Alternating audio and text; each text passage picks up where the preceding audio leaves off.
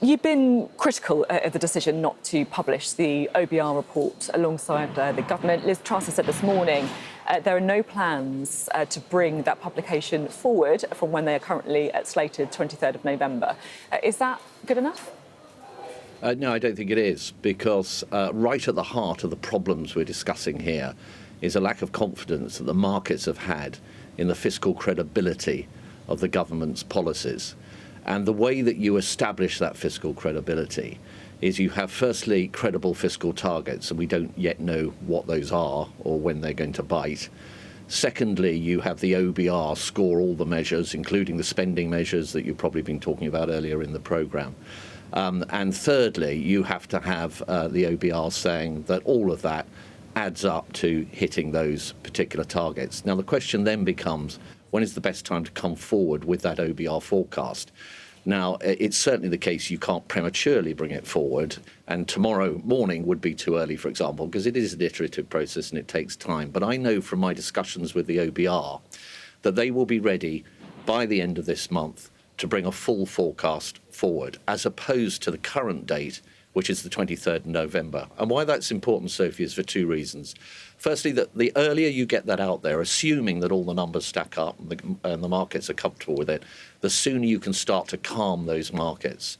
And the second reason is that the Monetary Policy Committee will meet on the 3rd of November, i.e. well before the 23rd of November, in order to take its decision on how high to raise interest rates. If it has a satisfactory OBR report before that meeting, on the 3rd of November, I would imagine and expect that the interest rate rise will probably not be as high as it otherwise would be. And the reason for that is that OBR report, the fiscal targets, will have reassured the markets.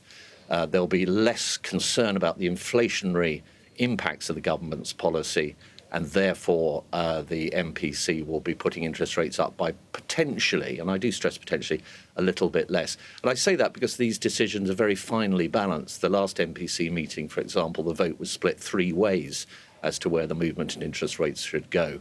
So for stability reasons and keeping it rates as low as we can and taking the pressure off people with mortgages, etc., we need to have that OBR forecast before the end of this month.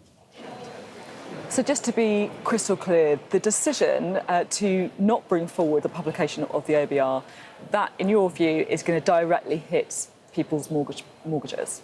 I use the word potentially because to the extent that the lack of that forecast means that there's greater uncertainty in the markets, which that forecast could have calmed down, and to the extent that that in turn leads members of the Monetary Policy Committee to conclude that they need to raise rates a little bit higher than they would otherwise had to have done, then yes, there will be a direct knock-on cost. And that's why it is, amongst other reasons, so important that OBR forecast and the fiscal rules the government's going to work to are brought forward by the end of this month. Now, you've also written to the Chancellor asking him to give evidence to the Select Committee that you're chair of the Treasury Select Committee as soon as possible in the wake of the budget. Have you got a reply yet? No, my latest letter, in fact, we got in touch with the Chancellor's office a few weeks ago. We were told that he wouldn't be in a position to appear before the committee until after the medium-term fiscal plan is presented on the 23rd of November. I wrote to him earlier this week to say that I needed to hear from him, to see him before then. And I've requested a reply from him no later than the close of business on Monday. So I have not yet received, to my knowledge at least, unless it's sitting in somebody's inbox somewhere, I haven't yet received a response to that, but I would hope to and expect to by the end of Monday.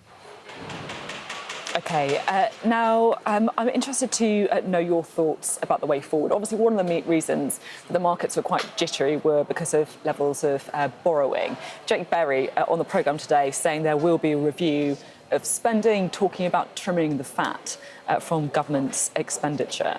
How comfortable are you with the idea of cutting money from public services? I think it's going to be very tough indeed, because one of the consequences of higher than expected inflation compared to what was expected at the time that those budgets were set is that, of course, departments have already had a real terms budget cut. And if you look at the big budgets like health, like social security, like education and so on, they are going to be, welfare in particular, they're going to be very difficult really to lean too hard into, I think, in order to make those cuts. And there's been much debate, for example, about whether there should be an inflationary uprating of benefits. Well, they were last uprated at quite a low rate. Yeah. Just to jump in, what is your view on the uprating of benefits? Do you think they should be uprated in line with inflation?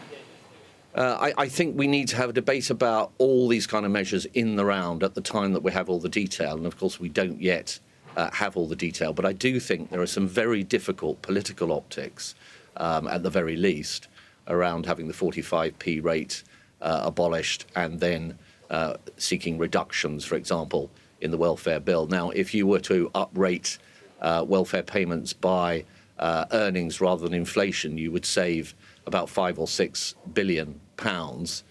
You've got to put that in the context of an additional £72 billion that's taking place as a consequence of £45 billion worth of unfunded tax cuts. So that gives you a sense of how far you've got to push in a politically difficult direction in order to try and square the books here through leaning into expenditure.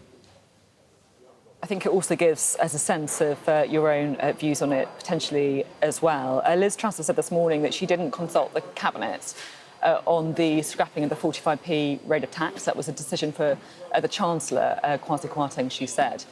Do you think she should have sought a bit more advice? I think she has also said, I think, that she feels that perhaps the ground should have been laid better for the fiscal event last Friday. And I think I would put that in that category.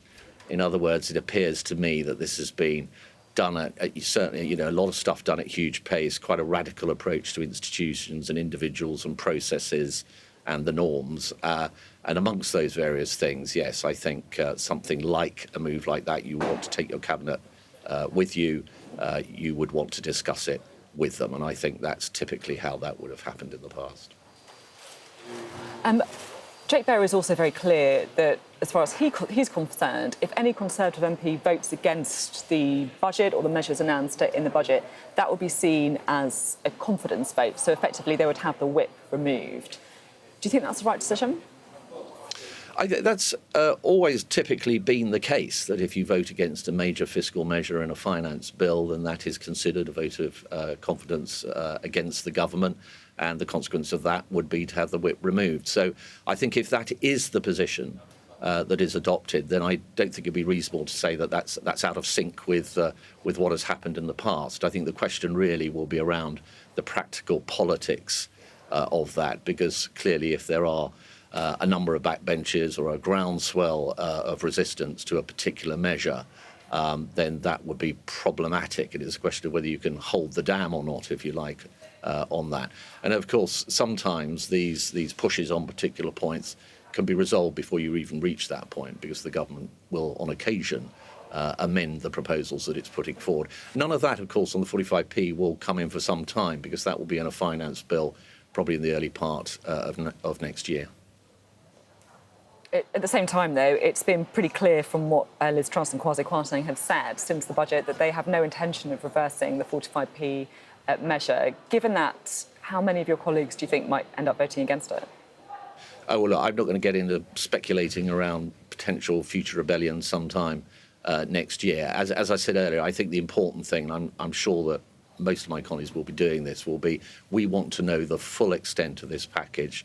We want to know where these spending cuts that the government's now talking about are going to fall and what they will mean, and indeed, how they will impact lower income families who are, as always, at times of economic toil, generally the group that suffer the most. So I think I and all my colleagues will want to take a level-headed, calm and reasonable look at the entire package that's on offer here.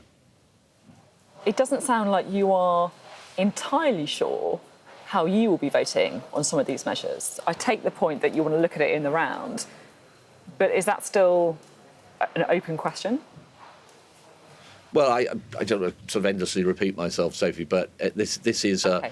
a very big fiscal intervention. It has many moving parts with huge consequences for the economy and indeed for individuals and families and businesses up and down the country. There's a lot happening, and I think it's only right, particularly when we get this OBR forecast, and as I say, the earlier the better, that we really have a chance to look at that and look at the detail and see how it all fits together, what the distributional impacts are, for example, of all the measures that are being undertaken.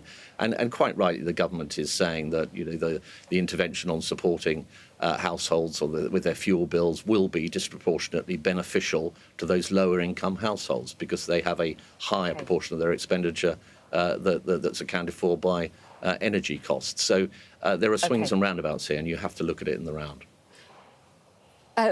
Briefly, because I'm out of time, but I want to squeeze one more in. Will Liz Truss lead the Conservative Party into the next election? Sorry, I slightly missed that. When? So say again. Will Liz Truss lead the Conservative? Will Liz Truss? Yeah, will she? I certainly hope so, because for that to happen, I think it's fair to say that we have to fairly quickly move to a place where the polls are beginning to turn around, where the markets are feeling that the government is behaving fiscally responsible and they're gaining in confidence, and the pressure on the pound is being released somewhat, and bond yields are not soaring off as we see. And if that doesn't happen, then I think we are in hugely difficult waters.